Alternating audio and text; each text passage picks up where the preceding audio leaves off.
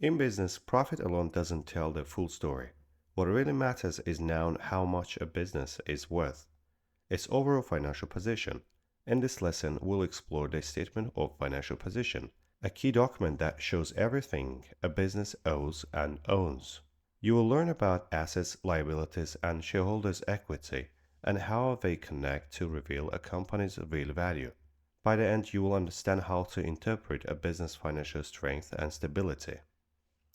Next, what is a statement of financial position?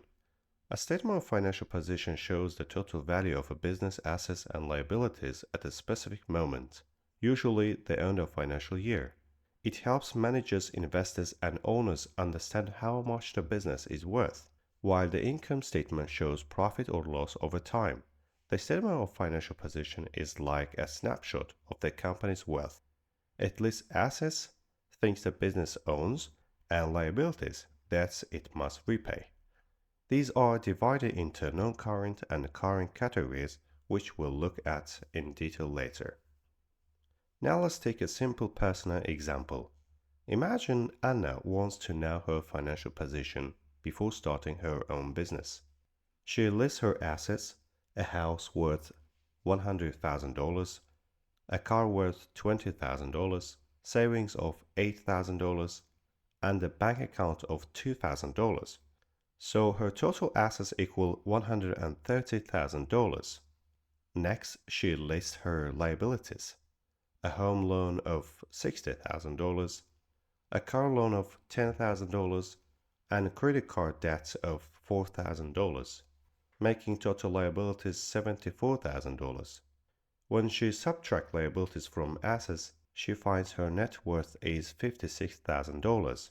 This is her equity.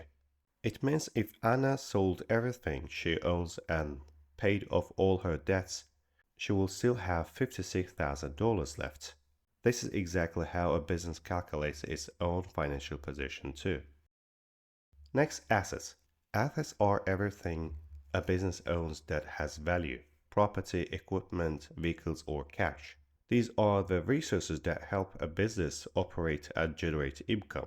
Assets are divided into two main categories: current assets and non-current assets, which we'll look at next.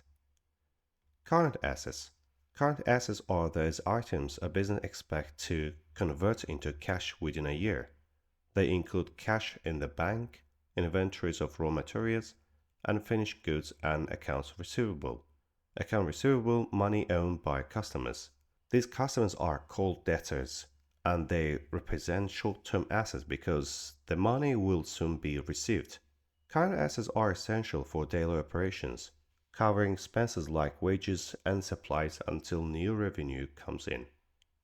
Non-current assets. Non-current assets are items that a business owns for more than a year and uses to generate income.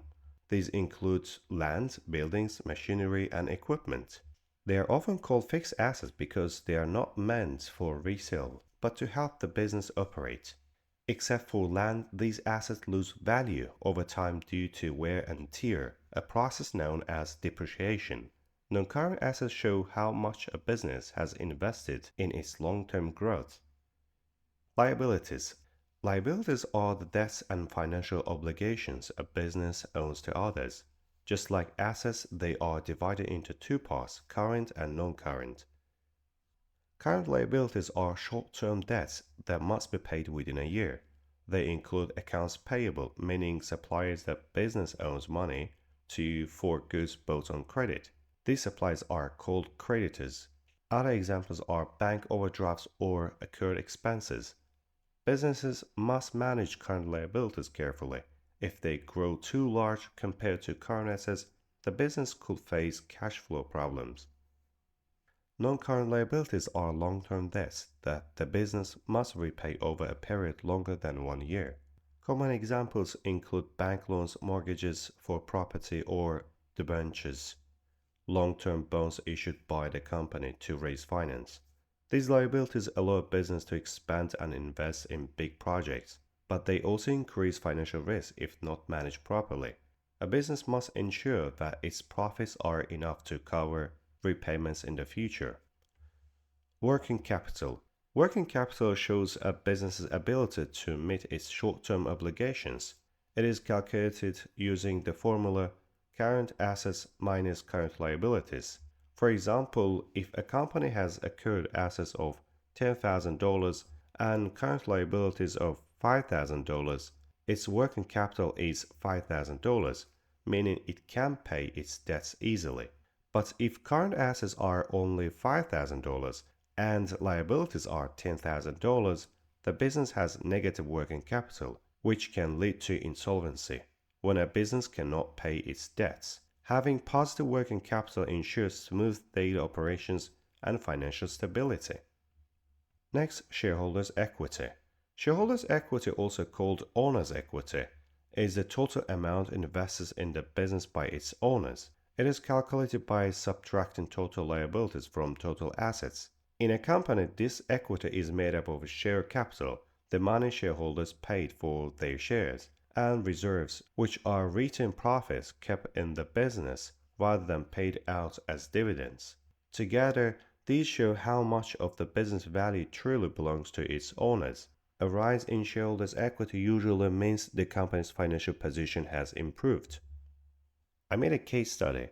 Let's take a deeper look at Lunatech Statement of Financial Position for 2024 and 2025. If we look at the table, we can see non-current assets increased from $420,000 to $510,000 because the company invested $70,000 in new machinery and expanded its building space by $20,000. This shows a commitment to long-term growth. Current assets also rose from $180,000 to $210,000, mainly due to higher inventory levels and better cash reserves. That means the business can cover short-term expenses more easily. On the other hand, current liabilities grew from $120,000 to $160,000, probably because of large supplier orders and increased use of bank overdrafts. Non-current liabilities rose as well, as the business took on a $40,000 loan to finance the new machinery. Shareholders' equity went up from $300,000 to $340,000, mainly from retained profits, showing the company was profitable despite taking on new loans.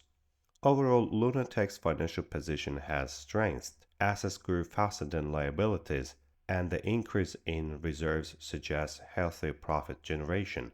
However, managers must watch the rise in debt levels to keep the business solvent in the long term.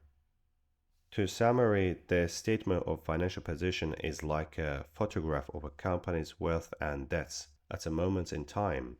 It lists all assets and liabilities and helps us see how much of the business truly belongs to its owners. Remember these key formulas. They are essential for analyzing financial health and liquidity. For a full revision of all business studies chapters, check out my revision videos on this channel, and don't forget to subscribe for the next lesson on business studies ratios.